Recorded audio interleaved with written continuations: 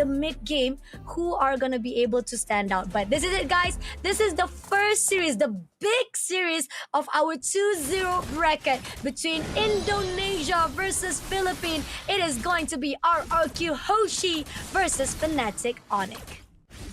This is going to be a game to keep an eye on, ladies and gentlemen. As we know, the global series right around the corner. So establishing dominance here in the Snapdragon stage is going to set up that momentum you need for the rest of the year. And I think the drafts that we have here exactly suit the styles that Indonesia and Philippines are known for, with this side of Indonesia wanting to go for a little bit more of that early game and maybe set things up, while Fnatic Onic, we know that they want to be able to take control of that mid game and just slowly tighten the grip around their opponents.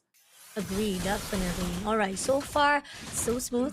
A great cover coming in. I mean, we do see invasion coming in between Susujin as well as Kyla. Kyla are gonna be in the pick right now. Oh, almost close enough to be tagged out, but with a dash, he still managed to survive it out. And we do see at least Brusco is on the lag side. Whatever it is, he'll be able to be backed up. But that was a really too close to tell whether or not RRQ Hoshi was able to be taken down our one Kelra. But nevertheless, he'll still be able to hold his ground, and he had to back away to recall himself.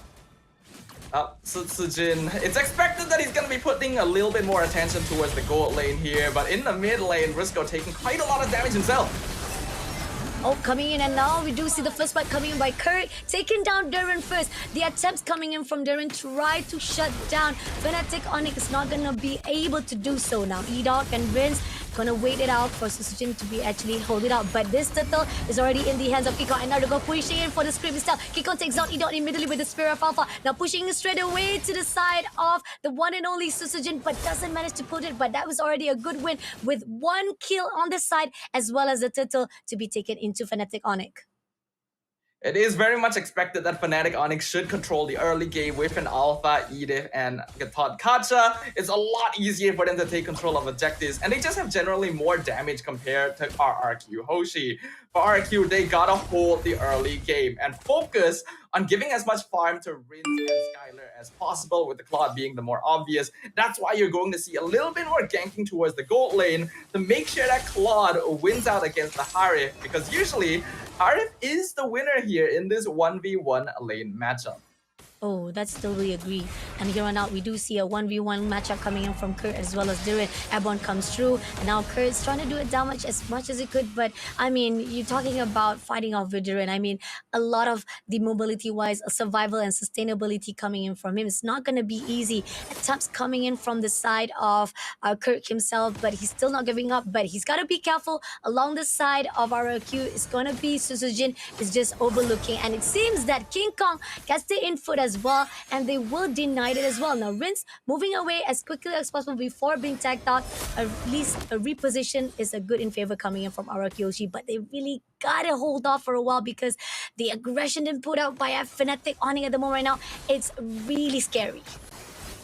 Yeah, I feel a little bit bad for Tyrant, because when you are on a Hilda, you're usually the one causing havoc and pressure on the map. But because Onic just has so much early game damage and they're dealing with an alpha jungle, the Hilda cannot actually invade to try and disrupt King Kong. He just has to try and win out a lane priority, which is already kind of difficult against an Edith, so that they can roam and actually stop Onic from being overly aggressive on other parts of the map.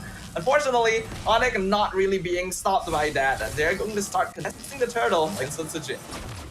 Oh, coming in straight with the Spirit of Alpha, pushing in straight. Airborne comes through. Duran trying to push it straight away to King Kong, but doesn't manage to get the kill he's needed. Edok getting a lot of damage, but the turtle has already been picked up and pushing in right now. Is trying to push in, but RRQ Hoshi doesn't get the target that they needed. Fnatic Onic, they're gonna actually get away already. They already got what they needed, but damage comes through from Susujin. Double kill taking down Kirk as well as the side of Brusco. Now that's what is needed coming in for the side of RRQ, but at the same time, this is gonna be tough for the side of Team Fnatic Onic, as at least RRQ Hoshi gets the trade that they needed. That is exactly what RQ Hoshi is looking for, and actually a massive win, because up until now I have been mentioning that Fnatic Onic should be stronger at this stage of the game. They just have more presence and damage overall, but extended the team fight a little bit too far, and RQ beautifully managed their resources and positioning, playing around the healing being provided by the Revitalize so that they could prolong the fight and then re-enter once Onic had overextended in the mid lane. Because of that, Sutsujin now has a little bit of an EXP lead against King Kong, and RQ has evened up the net worth difference. As long as they keep the gold even and Skylar does not die, this game is going in their favor.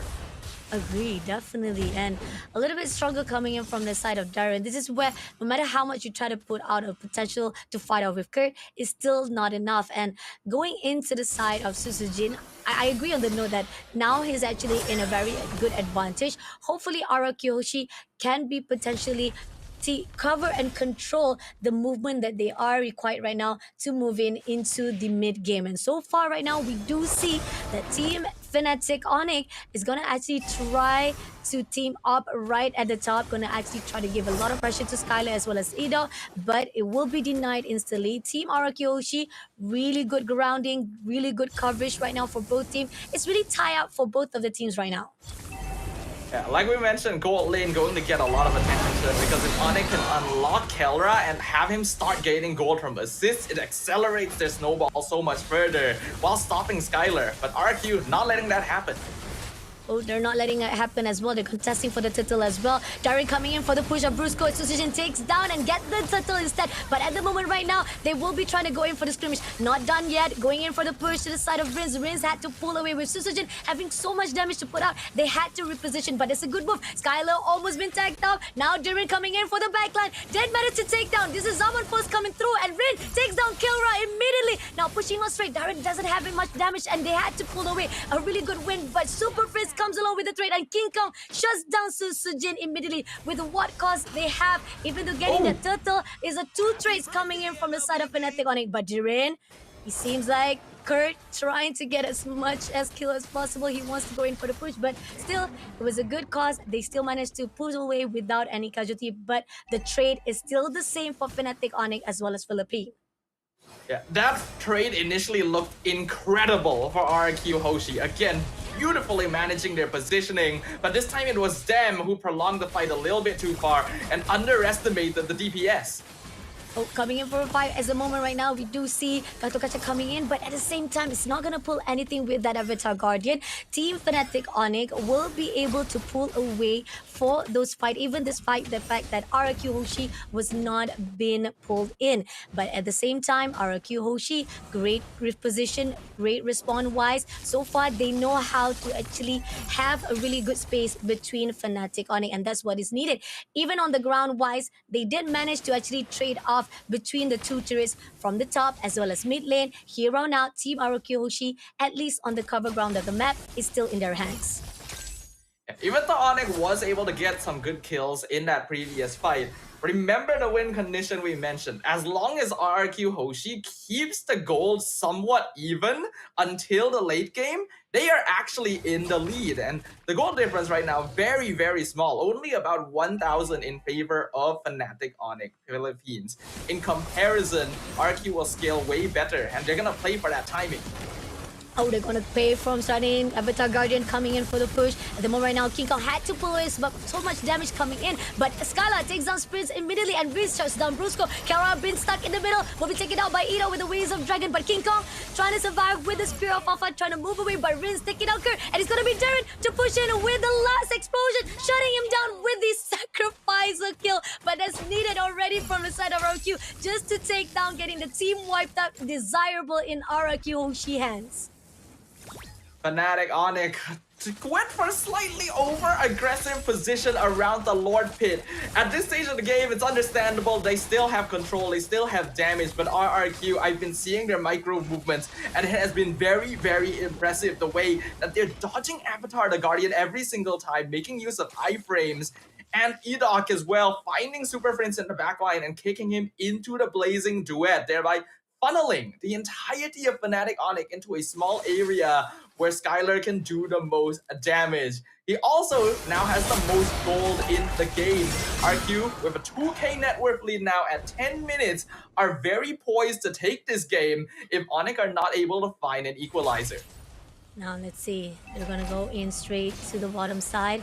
Doesn't spot anyone. It seems that Edo trying to find a way to actually go into the backline first of all, but at the same time will be denied by Super Friends, not allowing any extension coming in from the ROQ Hoshi. Lords is marching in. King Kong right at the front side. It seems that Darren will be at the backline. Doesn't spot anyone just yet, but they don't know who they want to go in. Rinse, overlooking straight, try to pull away, but Skylar takes down the turret immediately. But they deny it. They're actually having a little bit of hesitant, try to pull in into the Fnatic Onic, and this is the reason why Fnatic Onic having a really good defense wise so far. And Team Arakeoshi, they couldn't find the opening they needed, so at least on the side of Fnatic Onic, they still be able to neutralize all the lords and the wave that coming their way. But they're not able to neutralize the gold advantage. RQ is now controlling the entirety of the map, and they have successfully taken every exterior tower from the side of Fnatic Onic, leaving only the inhibitors behind. While Onic is pretty strong as a 5-man death ball, RQ Hoshi's lineup is designed quite well to be able to split up the map and even play for pickoffs. So they're going to continue doing so and see if they can bait out individual members of Fnatic Onic. And if they're able to continue doing that, it's going to be quite difficult for our Filipino champions. Let's see. King Kong trying to find a way to break to RRQ. So far, Brusco just waiting for the right time. The fact that RRQ, I like the positioning wise, they're denying every avatar guidance been put out by Brusco. And that's the reason why it's not in the favor of Fnatic Onic every time they go into team fights. So that's the motion where we're seeing RRQ Hoshi positioning wise is very important for their keys. Now, Kara trying to actually bait out ROQ, trying to actually pull them in. And the best part about it is that Team ROQ, they don't need to worry about anything. They're literally prioritizing on the lane side. As long as they allow those waves come in and keep giving pressure to Fnatic Onic, it's still gonna be in their favor. Now, it's a very interesting picture to see here because we typically expect PH teams to always be superior in terms of macro. But because of the draft matchup for this game in particular, RQ Hoshi are taking care of that incredibly well, since all of their heroes are either durable on their own or have built-in escape mechanisms so that they are able to split push waves without needing to worry too much about getting ganked. Not to mention that Kirk is the only really reliable form of CC that Fnatic Onic has. He has to find Skylar, and that is after baiting out a Purify. Otherwise, RQ Hoshi just has so many ways of controlling team fights. Oh, going in straight for the Waves of Dragon, taking down King Kong. So much damage put out. Spirit of Alpha pushing in, try to give as much pressure, but it's not going to do anything as they push into Brusco instead. Getting double kill from the Rise of Rings, but at the same time, Rings is a little bit overextension, had to be shut down by Kara with the Zaman Pause. But at the same time, right here, we do see Susujin going to go in for all the burst that is required, but it's not going to be enough. That trade's coming in 2-2-1, and they're going to push it all out to the side of Kurt, as well as going into Kara, immediately shutting him down and going in with the power of wilderness, a little bit overextension to the side of Jiren, but Kurt still survive it out. Prince takes down Edot immediately. This Lord is smashing in. A really good overextension has given that advantage to the side of Fnatic Onic. But at the same time, Susujin overlooking to the side of Prince, but here on now Kurt picks him up immediately as Susujin had to back away, having so much damage, and in the end, the Lord, a little bit those overextension is giving those potential to Fnatic Onic to reverse this back, the effect into RQ Hoshi. I really like the decision that was made by RQ to just rush in and try to take out the remaining members so that they could end the game with the Lord. Unfortunately, they went a little bit too far, and Kirk was luckily able to survive with a tiny bit of HP, because if the Eden had gone down, RQ would have definitely ended the game right there and then. With that though, that does give Onic a little bit more breathing room, but they only have one inhibitor on very low HP to hold on to. Whatever happens, this next Lord must go into their hands, or RQ should be able to quite easily whittle down the crystal. Right, 81 seconds to go for the launch. Is either they will try to actually push those team fights, or will they actually try to go in for the team fights along that Lord lane? But here on out, E-Dog is just trying to overlook. He will try to find a way to actually pick it up. Rinse, a little bit overextension will be denied by Super Friends. And not only that, they're pushing in straight away, giving a lot of damage. They're going to actually push on forward that last turret immediately, but not going to be doing it a lot of favor. But just need one more push. Will be denied instantly by Fnatic. Just one more hit could have actually got that turret. But in the end, Fnatic still giving a lot of pressure, not allowing Hoshi to even come in. Yeah, Skylar tried to go in with the BMI for one last hit on the tower, but we have to remember, in the patch, they updated the tower so that they are just super tanky if you don't have minions nearby. In the past, a single hit would have actually taken that down, but that's no longer viable. Regardless though, I think RQ are in a very, very comfortable position. Right now, Skylar going to be doing a lot of damage, and because there isn't enough ways for Fnatic Onic to force out his Purify, he can actually position himself very aggressively without needing to be worried about being CC chained. He has 0 deaths so far, and the Lord is coming up. Fnatic Onic need this, or they need to at least slow it down. With only one tower standing, if RQ pushes in with this and a Claude, the game is basically over.